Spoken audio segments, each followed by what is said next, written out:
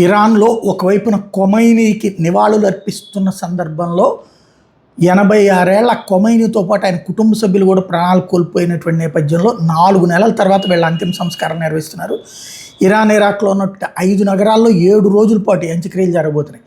ఖొమైనీ పార్థివ దేహాన్ని ఆయన సొంత పట్టణం ఇరాన్లోని మషహాద్లో ఈ నెల 9ని ఖననం చేయబోతున్నారు. ఈరోజు ఆయన భౌతికాయాన్ని ప్రజల సందర్శనార్థం ఉంచారు. శ్రద్ధాంజలి ఘటించేందుకు వేలాది మంది తరలివచ్చారు. వాళ్ళంతా ప్రతీకారానికి గుర్తుగా ఎర్ర జెండాలు పట్టుకుని డెత్ ఆఫ్ అమెరికా అంటూ నినాదాలు చేసినట్టు అందరూ చూశారు. ఖొమైనీతో సన్నిహితంగా పనిచేసే నాయకులు ఉద్వేగానికి కూడా గురయ్యారు.